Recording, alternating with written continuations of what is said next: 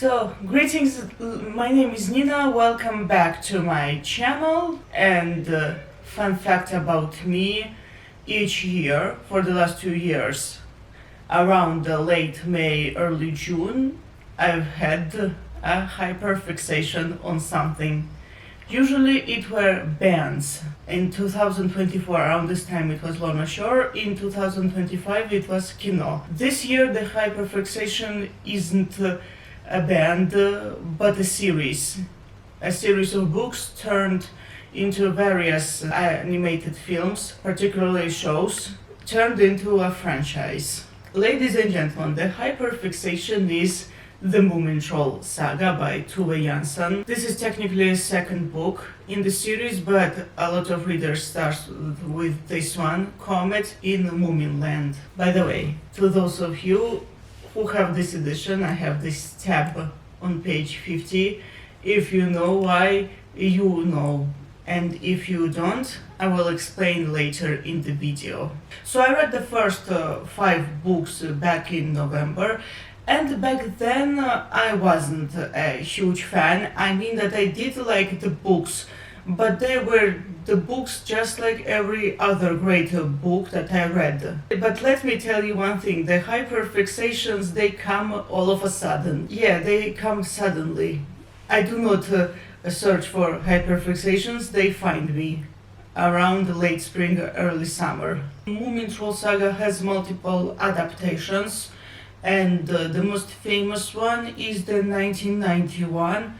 I do remember that I watched the very first episode of that animated show back in 2015. I liked the first episode, but I did not continue watching. But I did remember what happened in that episode. I did remember the magic hat. And spoiler alert, I did remember how one of the characters turned into a purple Dobby. So last year I had the Moomins on my mind. I really wanted to read the books, but did not do that until late October, early November. And of course there's also the animated show, the 1990s anime. A few days ago, as I'm filming this on May 28th, I was like, I need to watch that show, and I found all the episodes on YouTube and started watching. And at the time of filming this video, I'm still in the process of watching the show. The show is incredible. The voice acting, the visuals, the story, the characters. And here are a few reasons why the Moomintroll saga is so great, both the books and the show. Keep in mind that when I'm going to talk about the adaptations of the Moomintroll saga, I'm going to talk about the 1991 because I haven't seen the rest. So the writer Tove Jansson started writing the Moomintroll saga during a very stressful time. There was a war going on as she was writing these books, and to her those books felt like an escape. It was sort of a coping mechanism. Many years later, a lot of readers, both younger readers and older readers, they also find comfort in these books or in the franchise in general. So the books are set at a very quiet and very cozy place called the Moomin Valley, and the main characters, they live in a very nice house, and nothing really happens in Moomin Valley. So in the words of Moomin, there's barely any crime in Moomin Valley unless the main characters commit it. Recently I realized one thing that the Moomintroll saga has compared to other fantasy novels. So in other fantasy novels, let's take The Hobbit for example, adventurer finds the main characters. They live their very peaceful lives, but then something happens. Maybe somebody needs to reclaim their homeland, or maybe there's this very dangerous item that needs to be destroyed. Yeah, it's not just The Hobbit, but Lord of the Rings too. And the main characters, they have to react. They have to leave their cozy houses and go on adventure. And in the Moomintroll saga, on the other hand, The main characters, they usually tend to go searching for adventures, particularly the Moomin Papa. The main characters, they sometimes get bored and then they leave. They go searching for adventure on their own. And when I think about it, it's a very rare thing to see in fantasy, to have the main characters searching for adventure and not the other way around, because in fantasy, main characters tend to react to things, and here it's not the same, at least not always. Another reason why the Moomins are so great is that they have a very chill attitude to things, because whenever there is a problem, maybe there are plants growing inside their house or something else, the Moomintrolls are pretty chill and they're searching for solutions. They're not arguing, complaining, or whatever. Their reaction is pretty chill, and they're like, "Oh, let's solve this. Oh, we can handle this." Something like that. The Moomins are pretty problem solving.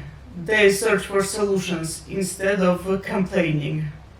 Well, the third reason why a Moomintroll saga is so great is the design of the characters. I mean, those Moomins are really cute. They're really lovely. And they look so soft and comforting. And like I mentioned, the Moomins are very chill and relaxed. They are also very friendly. Keep in mind, I'm not just talking about the books, but I'm talking about the franchise in general. And especially the 1990s show. The Moomintroll saga offers a sort of a comfort during stressful times. It was for the author, and it is so for many readers and viewers. Although the books they change the tone as they go on. I mean, the early novels are pretty fun to read too, but as you continue reading, they become a bit heavier to handle. I mean that there are still deep themes throughout the books. And it's important to point out that while Moomins are in generally light-hearted, but they do address some touchy issues like darkness, loneliness, and so on. And also, so another thing I really want to talk, how the TikTok edits and Pinterest art got me here. So one of the reasons I wanted to get into Moomins were TikTok edits and the Pinterest art. Now when I think about it, it's definitely the edits that got me here. And you know which edits were the most common?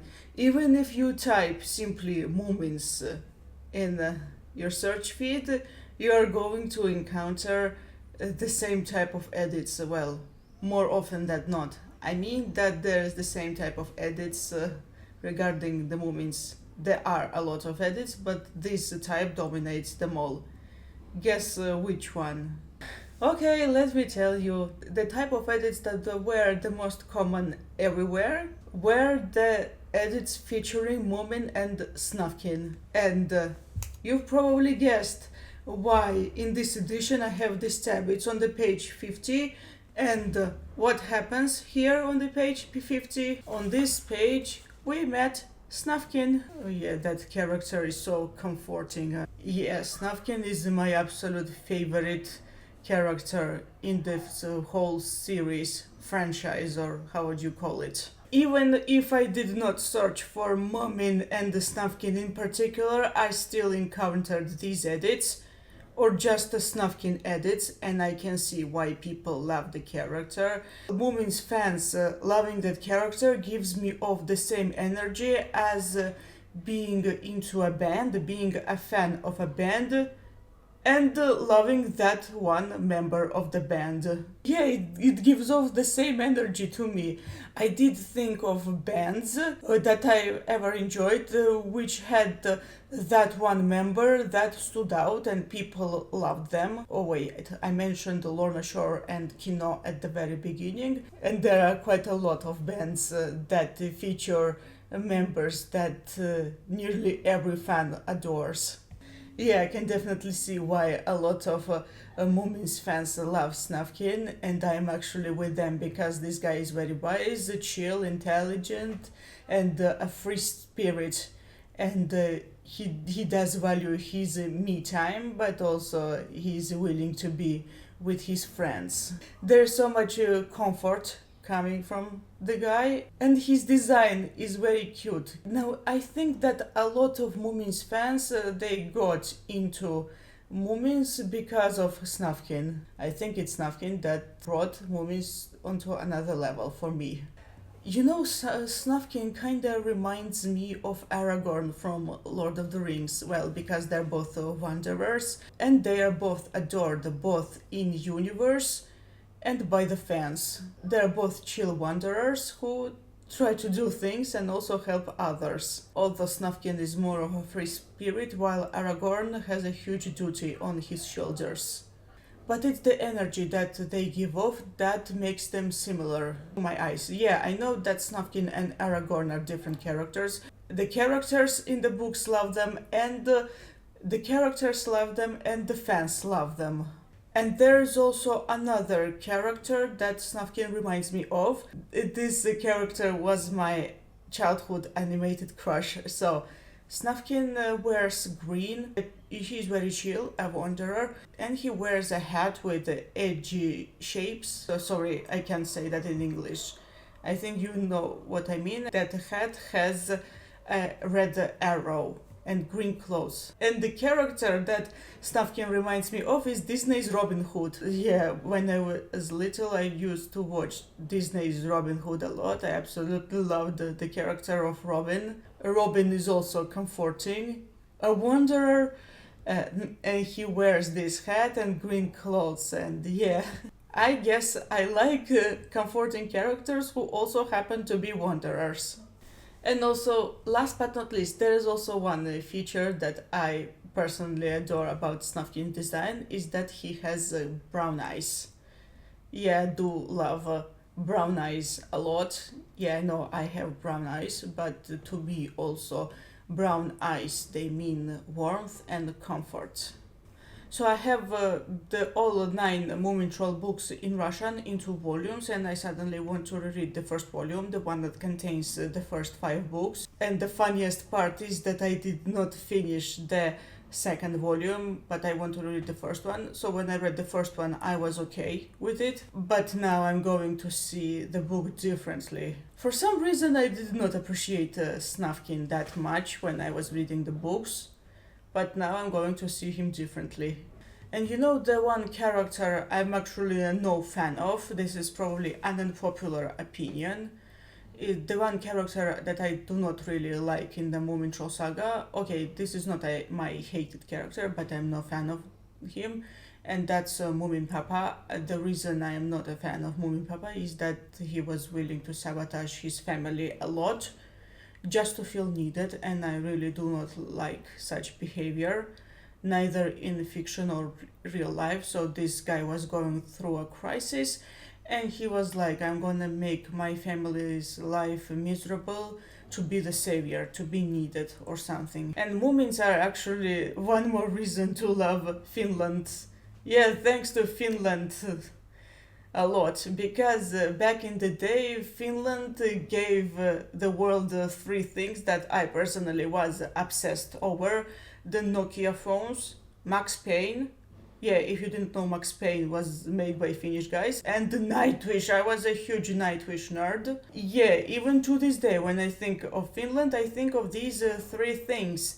Nokia, Max Payne, and Nightwish. And also now I think of Moomintrolls. I was not into Moomins as a kid. I got into them as an adult. Yeah, the Moomins are great because they are written for every age. At each age you can find something in these books, and in the animated show too.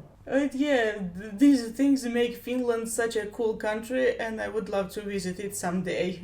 And speaking of Finland, just a random fact, I saw Tarja Turunen, the former Nightwish singer, live here in Georgia, and she was incredible. Anyway, that's all. Thank you so much for watching. I hope you enjoyed this video. See you next time. Thank you so much for watching. See you next time. Goodbye.